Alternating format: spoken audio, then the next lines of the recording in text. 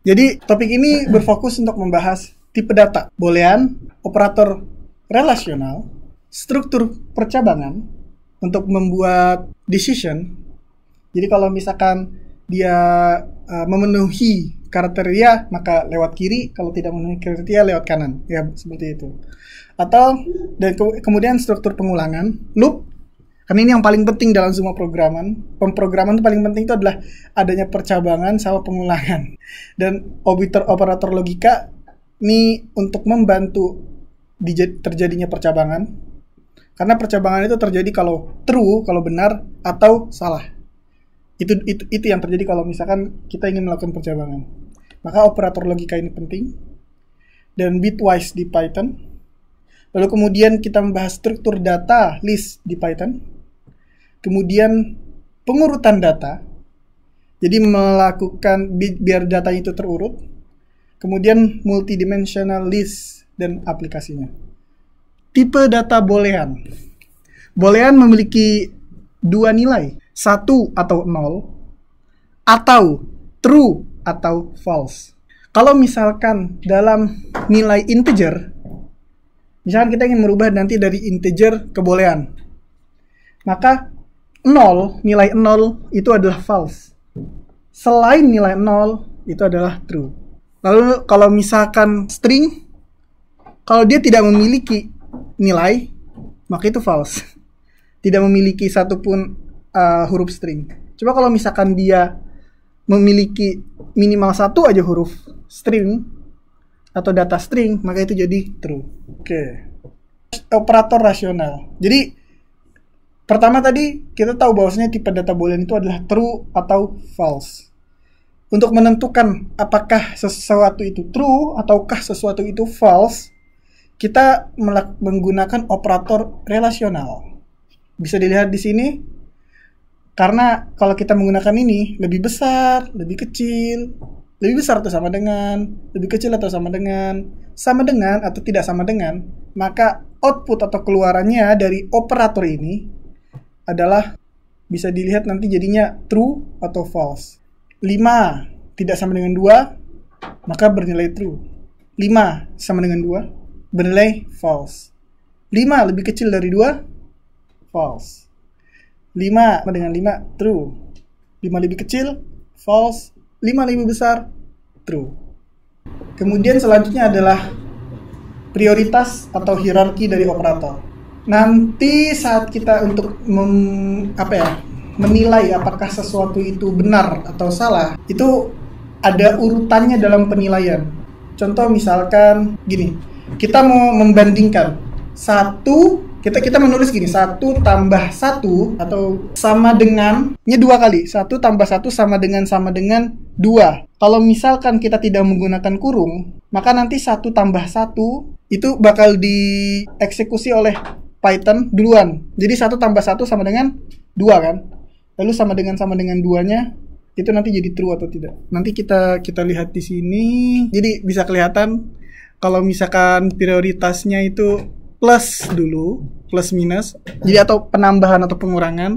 Kemudian ini prioritas 1, prioritas 2, prioritas 3, ini prioritas 4. Ini plus minus ini maksudnya plus sekian atau minus sekian, bukan plus 1 tambah 2 atau 1 tambah 3. Misalkan angkanya ini adalah plus 1 atau angkanya ini adalah minus 1. Nah, itu prioritasnya. Lalu kemudian pangkat bintang-bintang. Jadi misalkan 1 bintang-bintang 2, berarti 1 pangkat 2. Lalu ini perkalian, pembagian, mod atau division, penambahan, tambah atau kurang. Kemudian setelah tambah atau kurang, baru kita melakukan operator relasional. Ya.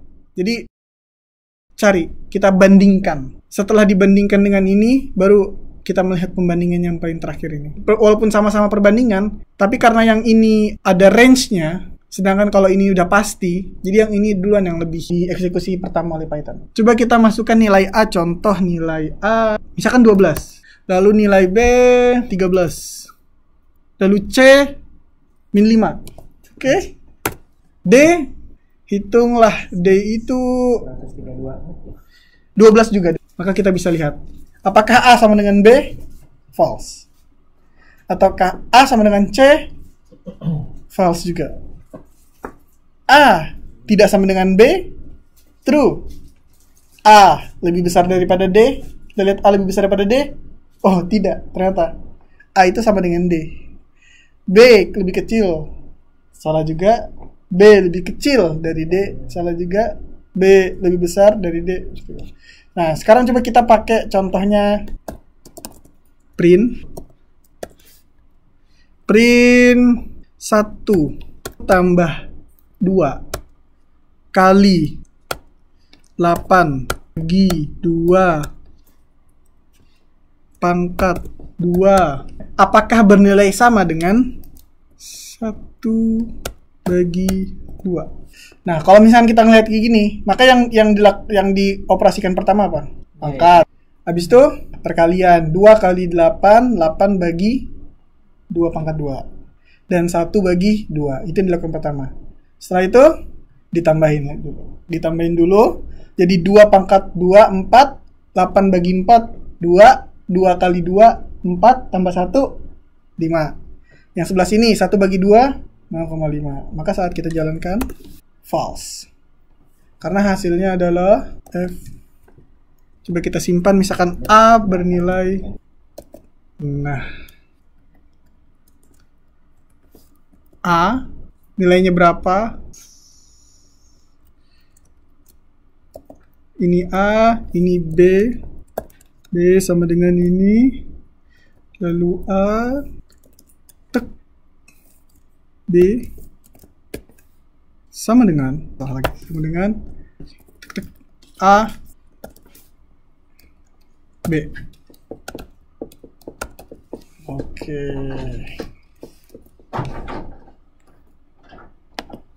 Ting sama dengan false.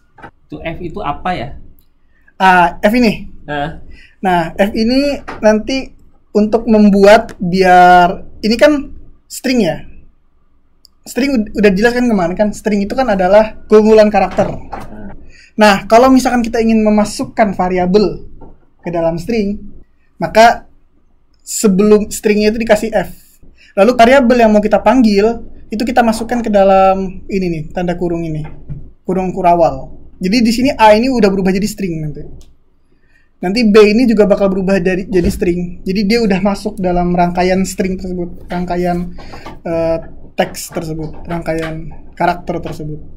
Dan kita bisa melakukan operasi di dalam, kalau misalkan ini, kalau kita sudah pakai F ini, kita bisa melakukan operasi ini. Operasinya adalah A, apakah A itu equal dengan B? Nah, ini jadi bisa dilakukan di dalam string. Lanjut, yaitu adalah conditional dan conditional execution. Ini adalah yang paling penting dalam pemrograman pastinya. Dapat melakukan percabangan dalam perprograman itu paling penting. Karena program kita itu kalau misalkan kita tidak bisa melakukan percabangan, dia nggak bisa membagi outputnya sesuai apa yang kita inginkan. Jadi kita harus bisa melakukan percabangan. Dan kalau dalam Python itu kita menggunakan if. Nah, di sini true or not-nya ini adalah nanti kita membuat perbandingannya, atau misalkan sesuatu yang ingin kita cek true atau tidaknya, benar apa tidaknya di sini, statementnya di sini. Lalu nanti kalau misalkan ini true, yang di sini true, maka dia bakal mengeksekusi kode yang ada di dalam sini dengan menggunakan minimal 1 spasi. Bisa 1 tab, bisa 1 spasi. Pokoknya intinya dia harus jarak ya. Percabangan itu dia ada beberapa kasus, ada 3 yang tertulis di sini, ada 3, yaitu percabangan dengan 1 kasus, percabangan dengan 2 kasus, dan percabangan dengan lebih dari 2 kasus. Kita lihat di sini ada statement if 1 kasus, if lalu kondisi, lalu kode yang mau kita jalankan jika kondisi ini benar. Lalu ini statement di luar if. Jadi kalau misalkan mau keluar if tuh gampang, hapus aja tadi. Dari misalkan di sini dipindahin 1 spasi atau dipindahin 1 tab, balik lagi, maka dia bakal jadi keluar dari statement yang bakal dijalankan pada kondisi if. Bedanya si Python, salah satu bedanya Python sama bahasa pemrograman yang lain itu, dengan kita ngasih jarak tuh jadi ada artinya gitu ya? Ada. Oh, kalau saya kan kalau misalnya di C# gitu atau di Java kan tab atau spasi itu kan hanya estetik gitu biar mempercantik. Kalau seandainya di enter tapi si printnya sejajar dengan if itu gimana? Kalau misalkan sejajar dengan if, maka walau tidak akan dieksekusi oleh kondisi tersebut. Jadi dia akan dieksekusi, tapi dieksekusinya bukan karena if-nya true. Contoh ya. Cobain ya. Contoh ya, kita contohkan. Print. Desainku apa? Control V. Nah. Oh, error kalau di saya mah. Ya, error kalau misalkan tidak ada satu apapun di sininya. Kalau misalkan di sininya, nah, di sini bakal error pasti. Karena di sini minimal harus ada satu hal, harus ada. Misalkan contohnya cuma A doang, atau misalkan cuma print kosong doang. Nah, ini nggak akan error. Nah, kan bisa di print, masukkan umurmu. Contoh misalkan 13. Nah, tidak akan error. Coba kalau misalkan ini printnya hilang, langsung error. Karena expected an indented block after if statement. Jadi harus ada satu statement yang akan dieksekusi oleh if. Contoh tadi print, contoh tadi umur. Sebenarnya kalau misalkan gini tetap ke print ya, tapi ini nggak bagus. Harusnya tetap print, harus tetap di print umur.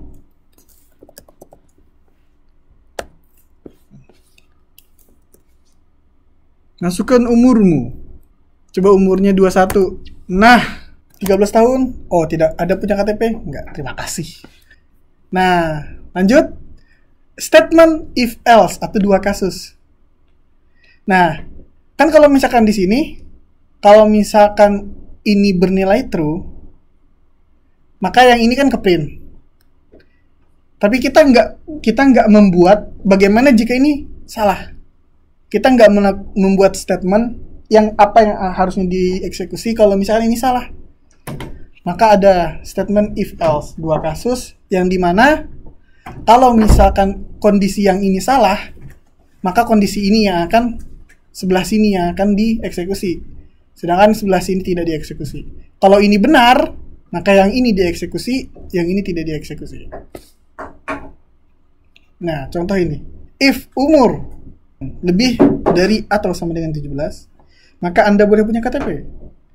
Else, umur Anda belum cukup untuk memiliki KTP. Bisa dilihat, contoh kita masukkan 13, maka keluarnya adalah umur Anda belum cukup untuk memiliki KTP. Kita masukin 21, Anda boleh punya KTP. Jika umur 21, maka yang di print adalah ini. Jika tadi kita buat 13, maka yang di print adalah ini. Nah, bagaimana kalau misalkan kita punya kondisinya lebih dari satu?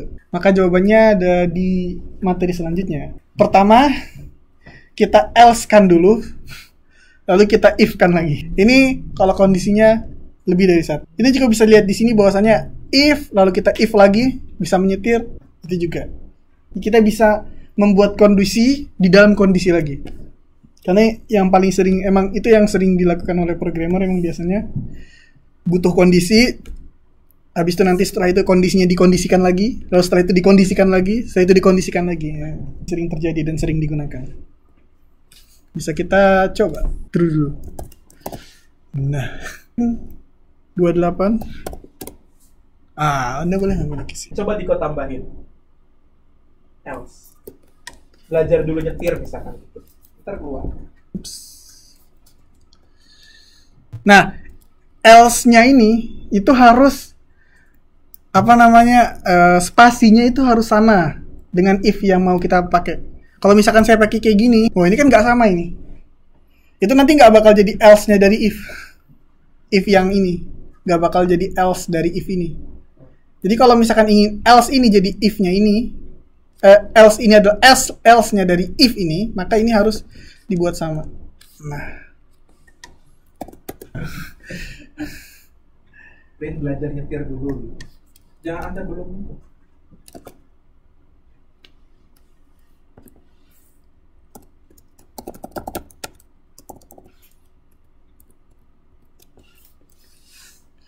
Ini kita ganti false. Isi 1. Oke, Anda boleh mengisi SIM. Oke. Sip, masukkan umur. Kita masukkan umurnya contoh 60. Belajar dulu. Kalau tadi apa? Bisa menyetirnya false. Coba kalau misalkan ininya dipindah ke sini ya. Ya kalau misalkan else-nya kita buat di sini. Apa yang akan terjadi? Ini kan normal ya. Pakai apa? Pakai tab eksekusi. Tek, langsung error. Walaupun else. Coba kalau misalkan ini cuma tuh 2. Ini kan sama. Tambah lagi 1. Print lagi. Tetap error. Jadi emang harus sama.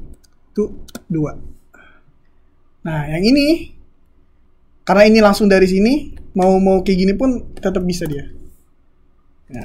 Nah, ini kan nesting ya. If, lalu dalamnya if lagi, lalu else, if else. Tapi ada cara yang lebih unik. Yaitu kayak gini.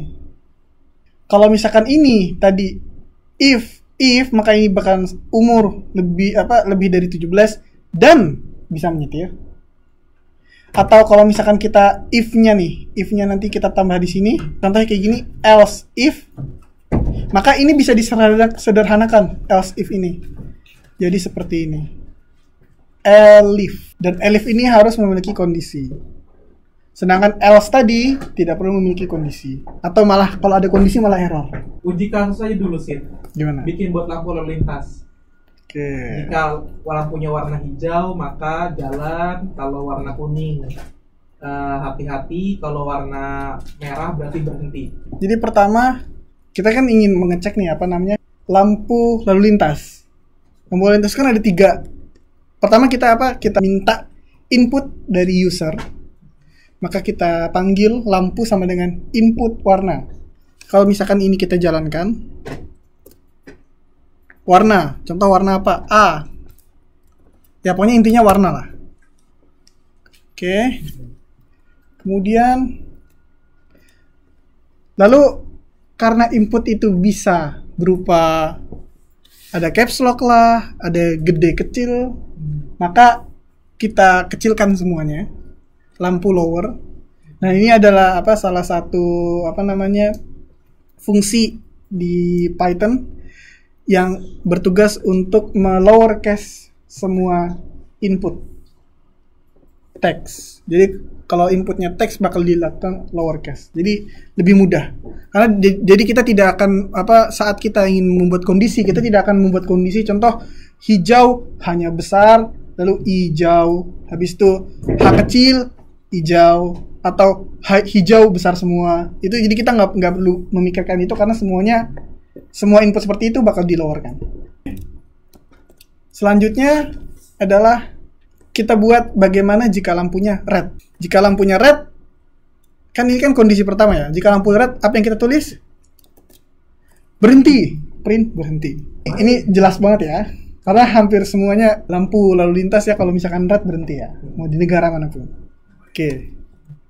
Kemudian setelah itu kita buat kondisi kedua karena lampu lalu lintas tidak hanya merah. Apa kondisi kedua? Kuning. Kita lihat.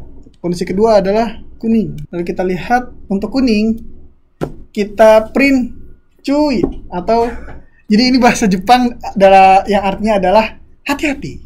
Kemudian kondisi ketiga adalah jika misalkan lampunya adalah hijau, maka kita print jalan. Ini adalah jika misalkan lampunya hijau. Nah, dan kita harus memikirkan juga nih kalau misalkan kita buat kondisi kayak gini. Karena karena input itu bisa apa aja. Input itu bisa apa aja. Maka kita buat kondisi yang terjadi apabila input itu bukan red, kuning atau hijau. Kok red ya? Merah. Merah, kuning atau hijau. Jika misalkan inputnya itu bukan dari ketiga ini, maka kita panggil else. Yaitu akan memberikan output bahwasannya input yang disebutkan tersebut itu bukan input yang valid. Mari kita eksekusi. Contoh warna apa? hitam. Hitam bukan input yang valid. Coba kita masukkan hijau. Jalan. Angka. Jelas, angka bukan input yang valid pasti. Jadi dari sini tidak akan terjadi error, karena kalau misalkan kita tidak membuat else ini, maka nanti dia tidak akan ada output yang keluar. Dan itu nanti kita bisa bingung nih, oh nggak ada error tapi nggak ada input yang keluar, kok bisa? Jadi kalau dalam kita ingin membuat kondisi, kita harus memikirkan semua kondisi yang mungkin terjadi. Dalam Python itu dia sangat sensitif, case sensitif. Jadi kalau misalkan kita tulis gini kuning, lalu kita tidak lower case kan, maka outputnya dia bakal, contoh kita komenkan dulu. Coba kita pakai kuning tadi, kuning ini ya. Maka kuning bukan input yang valid, karena dia sangat case sensitif. Ingat kalau Python itu case sensitif. Jadi kalau misalkan tidak kita lower case kan, maka walaupun kita tulis kuning sekalipun, dia tidak akan diterima sebagai input yang valid. Kalau misalkan udah kita lower case kan, maka walaupun kita tulis kuning seperti ini, maka dia bakal sesuai permintaan yang kita inginkan. Dan ini, elif ini dia harus setara sama if. Kalau dia ingin jadi else if dari if ini, maka dia harus setara, sejajar. Dan jangan lupa kalau misalkan Python itu dia saat mengeksekusi, dia berurutan. Lampu merah, lampu kuning, lampu hijau. Jadi sebenarnya yang dilakukan adalah saat dia ngecek ini, jika lampu merah, maka berhenti. Jika kalau misalkan kita langsung ke sini, maka ini sama aja dengan jika lampu tidak merah dan lampu sama dengan kuning. Ini adalah yang terjadi kalau misalkan untuk ngeprint ini. Untuk ngeprint ini itu akan terjadi jika if lampu tidak merah dan lampu adalah kuning. Dan yang ketiga ini berarti dia punya 3 kondisi. Jika lampu tidak merah dan lampu tidak kuning dan lampu adalah hijau. Jadi kalau misalkan kita itu mau membuat contoh if A itu adalah lebih besar dari 1, contoh yang pertama, lalu kita buat elifnya adalah A lebih kecil dari 0, maka output di sini C itu baru bakal tereksekusi jika not. Nah, jadi A itu tidak lebih besar dari 1 dan A lebih kecil dari 0. Baru output C itu tereksekusi. Selanjutnya adalah membandingkan 2 nilai. Ini nggak ada titiknya ya. Berarti ini kalau misalkan nggak ada titiknya, ini integer.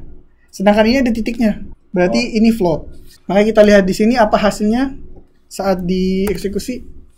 A dan B bentuknya sama. Nah, di sini ada satu operator yang unik, yaitu namanya operator modulus. Ini namanya operator modulus. Kalau operator modulus ini hasilnya adalah sisa dari yang dibagi. Contoh bilangan dibagi 2. Jika saat dia dibagi 2 sisanya 0, maka dia genap. Jika bukan atau else, maka dia ada bilangan ganjil. Jadi kalau misalkan contoh kita ingin cek apakah suatu bilangan itu bisa dibagi 3, berarti kita tinggal panggil modulus 3. Maka saat kalau misalkan dia sama dengan 0, berarti nilai itu bisa dibagi 3. Mari kita contoh. Elif bilangan dibagi 3 ya. Oke. 0. Maka dia print. Nah ini bilangannya harus di-stringkan dulu. Adalah bilangan ganjil bisa dibagi 3. Jangan lupa kalau misalkan elif itu tadi adalah dia berlawanan sama yang pertama. Jadi kalau misalkan yang ini baru tereksekusi, jika dia adalah bilangan ganjil dan bisa dibagi 3. Karena kalau misalkan kita tulis bilangannya adalah 6, jadi tulisan yang dieksekusi itu adalah genap. 6. Maka 6 ada bilangan genap. Itu dulu yang tereksekusi. Baru tereksekusi yang ketiga jika bilangan ganjil, jika yang ininya salah, lalu yang ininya benar. Contoh 9. Baru bilangan ganjil dan bisa dibagi 3. Dan lihat ini, di sini yang dieksekusi dulu adalah bilangan ganjil dan bisa dibagi 3, bukan yang terakhir, bilangan ganjil. Nested if else tadi sudah dijelaskan.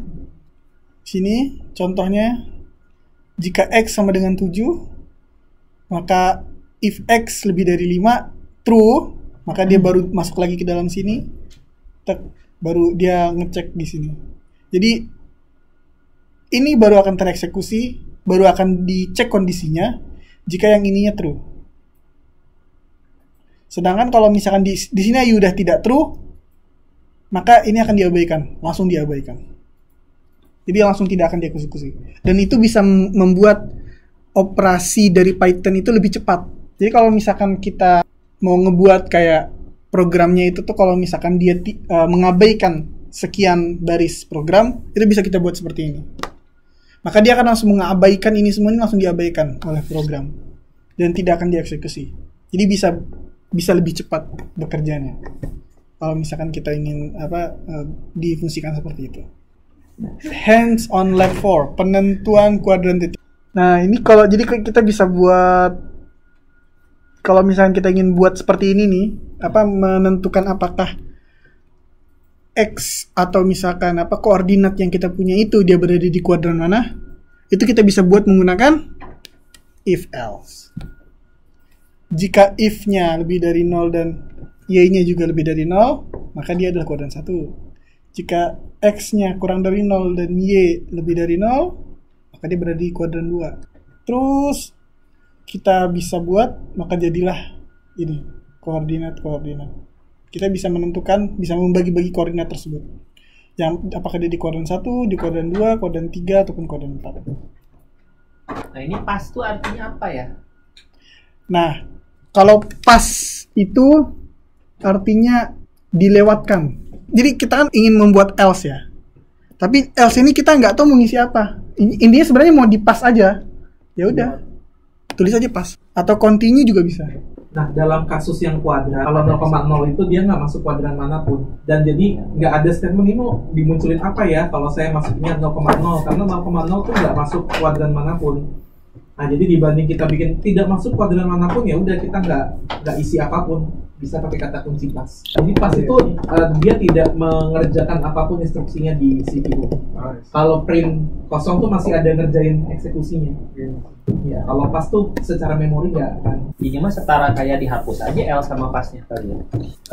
Mungkin else-nya jadi yang terakhir itu bisa. Ya, yang terakhir maksudnya. Cuman yang 0,0 kalau dihapus jadi nggak dimasuk mana-mana Pak. Kalau else-nya dihapus.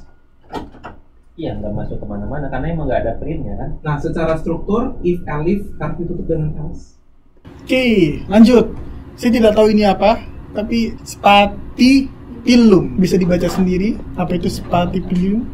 Dan jadi respon komputer ada apa saat disebutkan inputnya adalah spatipilum, dan ya ini adalah respon-responnya. Jadi ini studi kasusnya aja. Kalau misalkan yang terjadi seperti ini, bagaimana kita memproduksinya dalam program Python. Simple. Jika if plan adalah spatipilum, maka print yes. Jika dia s-nya kecil, maka dibesarin. Maka no, I want a big spatipilum. Atau else, atau jika misalkan the best plan-nya itu spatipilum, not this plan. Oke. Nah, ini juga adalah cara lain kalau misalkan kita ingin menginputkan input dari plan atau variabel ke string, langsung di plus aja. Dan di plus, jadi ini bisa ini string juga tambah string lagi. Karena kan di plan-nya ini udah jadi string. Karena input itu selalu jadi string loh ya. Jadi kalau misalnya kita mau integer, harus dirubah dulu ke integer. Inputnya itu harus dibuat int buka kurung tutup kurung gitu. kalau misalkan kita sudah bisa sudah bisa melakukan conditional programming, jadi kita bisa melakukan apa aja nih. Contohnya tadi ini kita ingin menghitung apakah tahun itu bisa tapi tidak, bisa juga pakai if dan sederhana. Jika dia dibagi 4 hasilnya tidak sama dengan 0, maka dia adalah common year. Jika tidak habis jika dibagi 100, maka itu adalah leap year. Jadi kan gini, jika year-nya itu tidak bisa dibagi 4, tidak habis dibagi 4, maka dia adalah common. Maka dia bakal masuk ke sini saat dia bisa dibagi 4, ya kan? Maka saat dia bisa dibagi 4 dan tapi dia tidak bisa dibagi 100, maka dia adalah leap year. Nah, masuk ke bawahnya adalah jika dia bisa dibagi 4 dan dia bisa dibagi 100, tapi dia tidak habis dibagi 400, maka dia termasuk common year. Dan jika dia habis dibagi 4, habis dibagi 100, dan habis dibagi 400, maka dia adalah leap year baru. Jadi ini logikanya agak kebalik. Karena kan biasanya kita buat apakah year bisa dibagi 4, 0, maka dia adalah leap year. Tapi ini dibalik juga bisa. Intinya sebenarnya jadi outputnya sebenarnya sesuai yang diinginkan. Jadi itu tergantung programmernya dia mau buat kayak gimana. Asalkan kondisinya itu sesuai dengan yang diinginkan, bisa bentuknya kayak gimana aja. Oke, contoh. Ini ada latihan. Outputnya yang pertama apa? X lebih besar dari Y. Salah, false. False. Yang kedua? True. True. Oke. Lanjut. X lebih besar dari Z. Masih false ya? Masih false. Lanjut. True. Lalu yang ini. Di sini uniknya Python. Python bisa melakukan swap. Datanya itu bisa di-swap oleh Python. Bisa dilihat di sini. X, Y, Z saat sama dengan Z, Y, X. Ya, nih. Jadi bisa dilihat di sini X, Y, Z, Z, Y, X. Maka di saat ini adalah nilai X itu adalah Z. Z itu berapa? 8. Lalu nilai Y tetap Y. Lalu nilai Z adalah X yang sebelumnya berapa? 5. Dan ini simultaneously. Enaknya di Python tuh kayak gini. Jadi kita bisa nge-swap data tanpa perlu misalkan kita membuat variabel baru. Karena kalau misalkan di C atau misalkan mana, jadi kita harus buat seperti ini dulu nih. Iya, A sama dengan X. Ya kan? Lalu X sama dengan Z. Lalu Z sama dengan A. Ini kalau misalkan di bahasa lain, kebanyakan kalau misalkan bahasa yang lebih rendah, kebanyakan dia harus dibuat seperti ini dulu. Oke, sekarang lanjut yang ini. Apa outputnya? True, else. True, Else. else. Oke, terima kasih. Assalamualaikum warahmatullahi wabarakatuh.